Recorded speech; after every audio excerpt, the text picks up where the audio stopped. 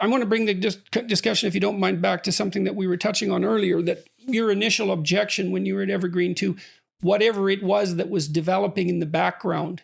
And now we've had 4 years to see whatever it is manifesting itself. And so what is it? What is it that's happening, do you think, in our politicized landscape?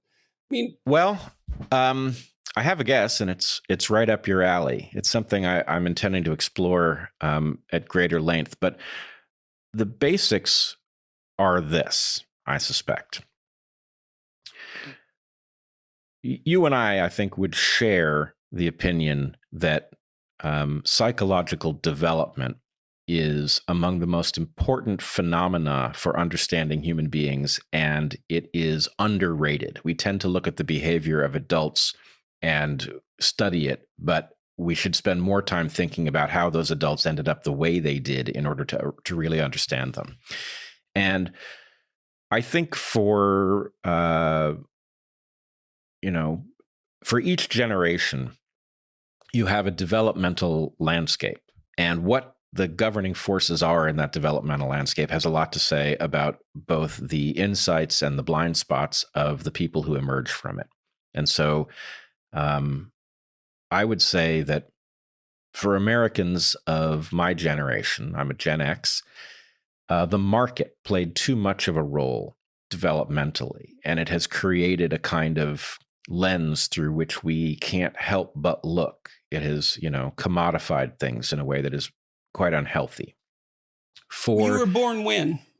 I was born in 1969. Okay.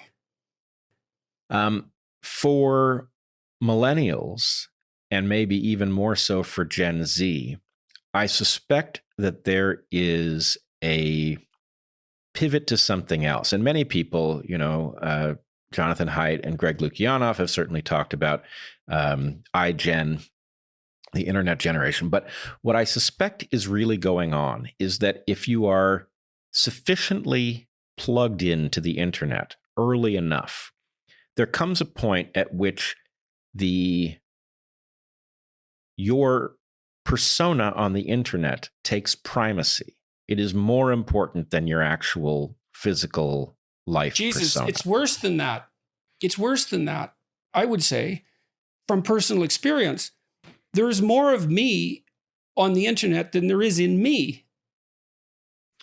My electronic avatars are far more powerful than me, personally, And right. I can watch this because I've been away for a year and a half, and yet my internet presence has steadily increased during that time. And I look online now, and it's 700 million views, something like that. So now imagine that as the developmental environment for children. Now here's the connection I want to draw. My contention is that the online landscape is postmodern, right? That if we were just to simply describe it, the rules, the physics of online life are postmodern. Because it's abstracted from the environment. Right. So, for example, it's like living in a dictionary. If I decided tomorrow that I was a woman, right, I could change my internet presence such that I would present in a female way. I could say, hey, anybody who doesn't treat me as female is a jerk. And the point is, I have transitioned completely. Right?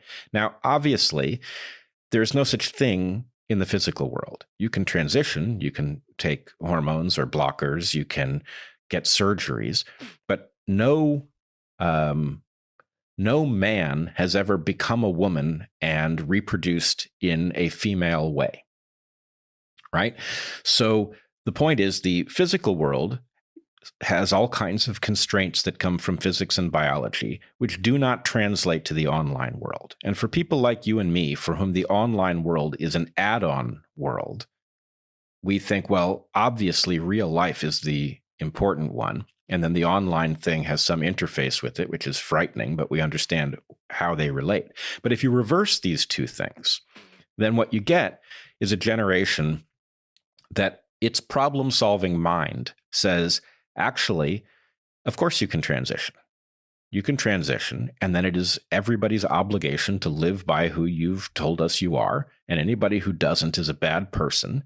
And what has to be true for that to be the case, right? You know, I had a fantasy a long while ago that people would end up wearing glasses, like the Google glasses, that would be illegal to take off, and that you'd be mandated to see what people wanted you to see. It was their right to be presented to you in the manner that they chose to present themselves. You know, and I'm not saying that's a particularly brilliant vision, but it's very much in keeping with what you're describing. So, yep, I think it's close. But if you imagine then that an online world in which effectively we can all be equal tomorrow as long as we say that that's the objective, and we can all present as we want, and others can be forced to adhere to it or be thrown off of whatever discussion, then all of this begins to make a great deal of sense. And so I'm wondering if we are not, in effect, in a kind of civil war between those for whom the real world has primacy and those for whom the online world has primacy. And if that's not the fundamental nature of the battle. Have you ever read the fine print that appears when you start browsing in incognito mode? It says that your activity might still be visible to your employer, your school, or your internet service provider. To actually stop people from monitoring your online activity, you need ExpressVPN. Think about all the times you've used Wi-Fi at a coffee shop, hotel, or even a friend's house. Without ExpressVPN, every site you visit can be logged by the admin of that network. That's still true even when you're in incognito mode.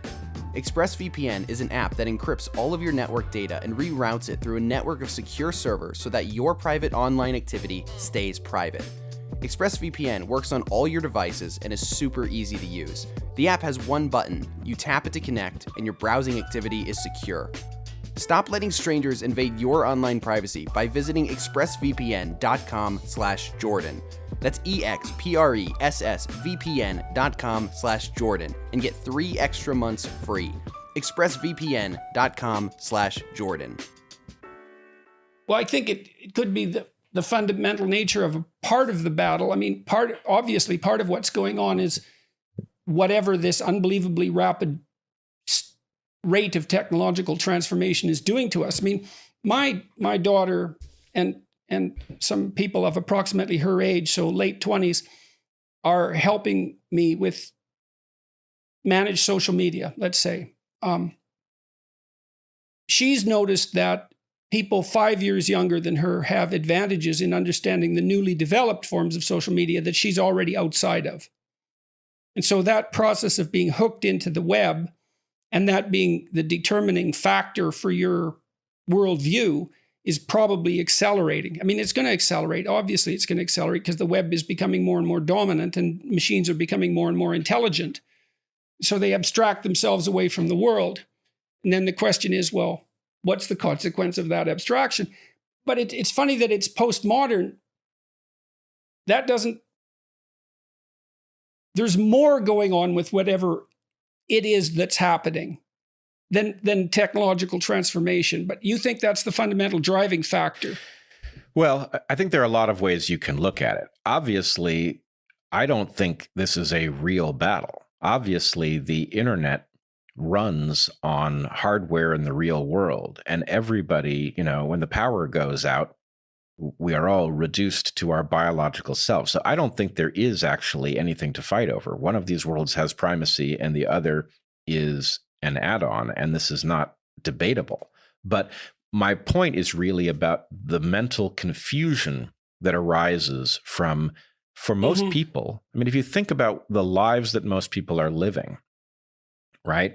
Most people at best are working a job in which they trade their labor for money that they get to spend on goods or relatively generic adventures. And the part of their life that is interesting and compelling is, the internet, over which they range freely and engage in battle, and, they fall in love increasingly and whatever else they do. And so my point is that is a distortion developmentally.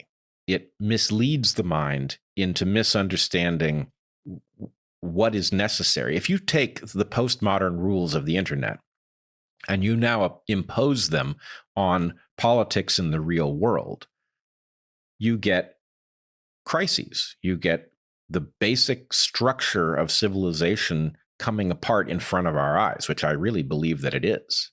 Right? With the homelessness crisis in the US, for example, is jaw-dropping. And we have a particularly acute crisis on the West Coast in the US that appears to be the result of people being utterly compelled of their own political beliefs to an extent that even as those beliefs are failing around them visibly, they just double down. So imagining that people who think the internet has primacy are now exerting a force to correct the real world in the direction of their naive internet understanding of things are in danger of crashing the aircraft. And in some sense, people like you and me are responding to what they're saying about how we should restructure the real world and saying, that doesn't make sense. It won't work. It is going to put us in grave danger. It is going to disrupt essential things. And, there are those who can hear us, and we are popular with those who can hear us. And then there are those who regard our pointing out the obvious as a danger to their program, who are intent on silencing us.